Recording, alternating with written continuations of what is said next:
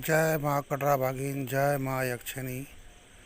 चलिए आज इस पावन उपलक्ष्य पर, अक्षय तृतीया के पावन उपलक्ष्य पर हम आज पाठ देवता का उल्लेख करते हैं और जानकारी देते हैं कि पाठ देवता ग्राम का मुख्य देव होता है, जो ग्राम के सियार में उसको स्थापित करते हैं, जिन पे एक भैंसे का पूजा किया जाता है, जो पूर्व काल से चली आ रही परंपरा,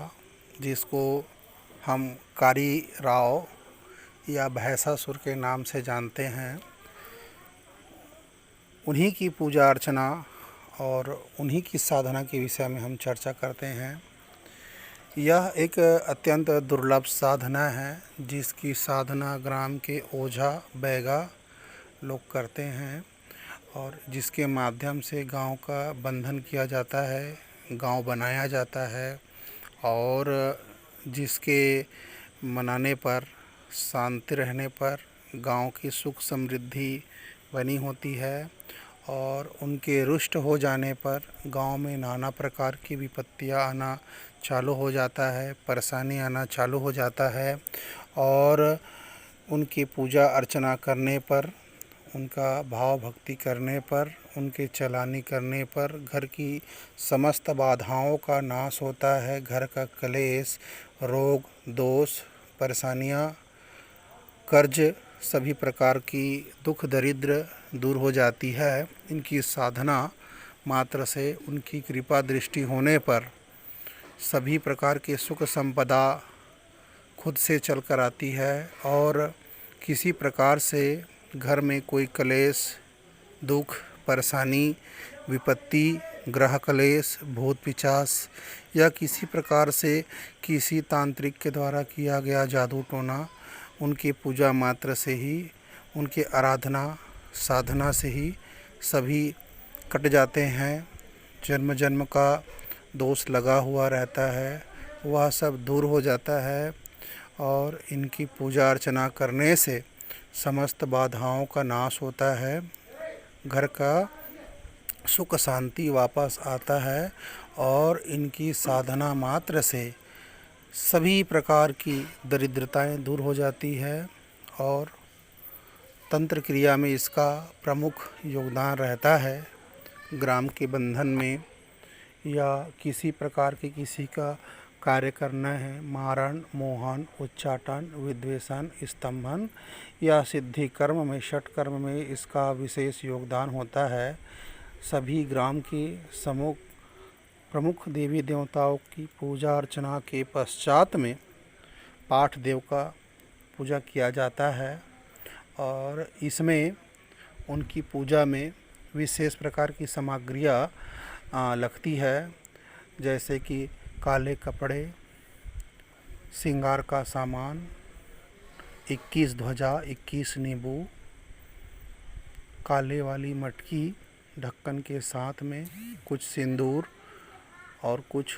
कुमकुम, हल्दी और सुपारी, लौंग, इलायची, काले कपड़े और इसमें लाई, मुर्रा, चना एवं 5 प्रकार की मिठाई, 5 प्रकार की फूल और उसमें काला कलर का मुर्गा या खैरा कलर का मुर्गा या फिर उल्टा पाक का मुर्गा बलि के रूप में वहाँ पर दिया जाता है, काम सिद्धि करने के लिए। काम के पूर्ण होने के पश्चात में समस्त सामग्रियों को उनको कारी पाठ में अर्पण किया जाता है, कारी राव में, और काले रंग की चूड़ी, काले रंग की फीता वहाँ पर अर्पण करना होता है। जिस प्रकार काम सिद्ध हो जाए उसके तुरंत बाद ही सभी सामग्रियों को उनको अर्पण करना होता है। यदि किसी कारणवश उस सामग्रियों को अर्पण नहीं करते हैं तो फिर से जो ग्रह क्लेश, परेशानी, विपत्ति, घर में पैसे का अभाव, पारिवारिक में कलह, मानसिक स्थिति, छिन्नता, भिन्नता और नाना प्रकार की परेशानियाँ फिर से वापस घर में आ जाती है।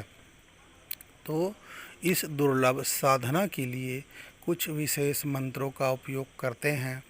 और उन्हीं मंत्रों से इनकी साधना, पूजा अर्चना की जाती है और अपने जीवन को खुशहाल बनाने के लिए, सुख समृद्धि बनाने के लिए भैंसासुर,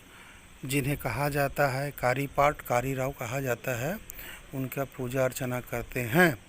यह विशेष आदिवासी क्षेत्रों में, जंगलों में इनकी पूजा का बड़ा विशेष महत्व होता है।